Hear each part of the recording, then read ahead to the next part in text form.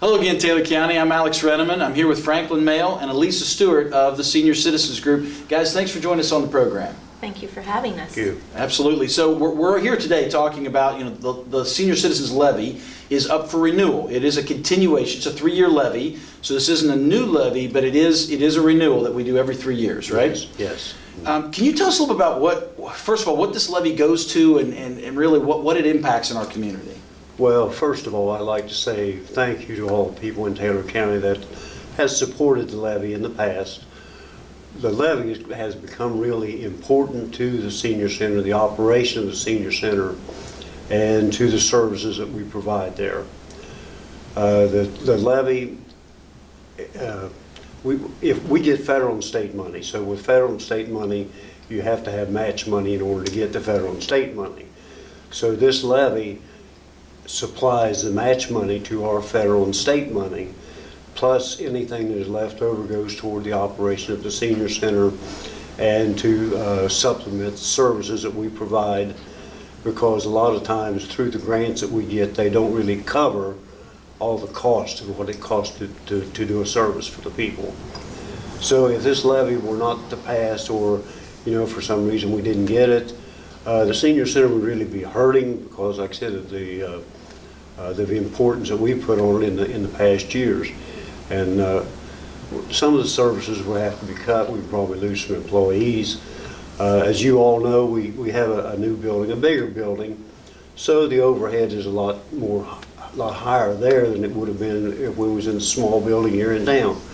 So out there, it even takes some of the money toward our overhead and just keeping the center running as is. Yeah, so you mentioned, so I think it's important people understand there is matching funds. So this levy pulls in federal and state funds into our community for our seniors in a match.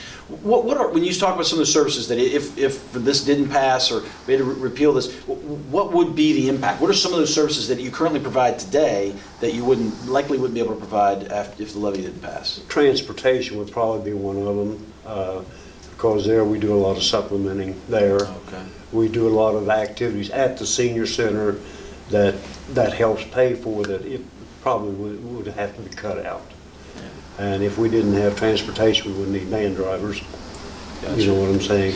And that transportation is, I think, obviously many of our seniors understand what you offer, but those that aren't, I think it's interesting to them to understand what that is. So that transportation might be food, it might be to a doctor's appointment, it could be to the center for activities, just about anything, right? Anything, yeah. Okay, yeah. But like I said, as far as our doctor appointments and special needs transportation is kind of limited because of our lack of funds right now. Sure. Even though we do the best we can with what we've got to do with. And like I said, we really appreciate the people supporting the senior center in all ways.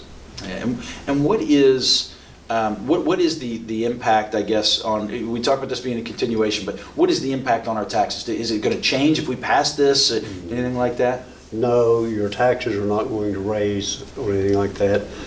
What we get from the levy is not going to raise. You know what I'm saying? We're going to get the amounts that we've been getting all along.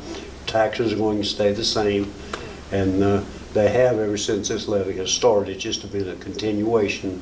Every 3 years it has to be voted on again, which we understand that. Mm-hmm. And up until now, I mean, it's always passed in a good measure, and so people do realize what it is, what it does, and if they have questions, we're open all the time. My office door's open anytime. The phone's there. If you want to know something, we have no secrets.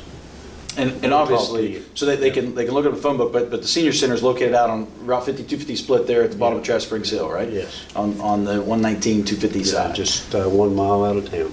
Yep, perfect. Yes. Let me ask a question, just kind of change gear. We talk a lot about in this program about the engagement that the citizenry should have in our system. Mm-hmm. And so one is certainly voting for a levy, to renew the levy, those things. But the other is, how can people help? I mean, it sounds like it's not like you guys are sitting around twiddling your thumbs. You're overworked already. You've got a lot going on, a lot of services that need done. Mm-hmm. What can folks out there that are hearing this now saying, hey, great, we vote for a levy, but also maybe we could offer some help?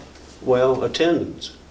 We need the attendance, because the more people we have, we'll say like in our food program, the more people that we have that come and eat lunch, then we can count that as toward a drawdown towards money from on the 3C nutritional funds. Okay. So if we have a good group of people coming into the center, that helps too, because like I said, then we can draw down additional funds for the food. Gotcha. So if you're So a it senior, helps. participation, attendance. Participation, yes. What if you're not? What if you're just a member of the community and you have a heart for helping our seniors? How can they help?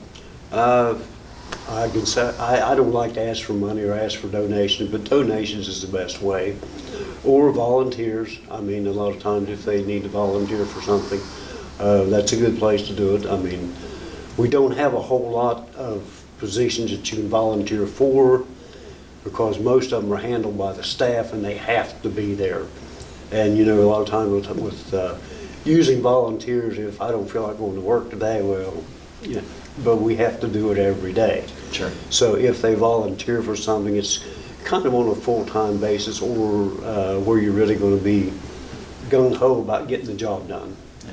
Well, But we appreciate it. Well, we appreciate what you guys are doing in the community for sure. You know, on this program, we always, as a customer, we always give you guys the last word. What is it you want to tell the voters of Taylor County heading into the primary? Well, I want to say this, as being a senior center, we are probably the second biggest employer in the county. We have girls that work out in the homes with their personal care and other chore services and things like that we do. So we actually have how many employees at least? We have 48 currently. So we employ 48 people. A lot of people come into the senior center itself and say, well, you know, is this all the people that work here? No. People all throughout the You'll county. see a half a dozen here, but there's 30 of them out there in the homes. Sure. I know this for a fact because my wife has Alzheimer's and I have two of the girls that come in and help me. I really don't know what I would do without them. I would have to quit my job and take care of her all the time, which I have up until a point.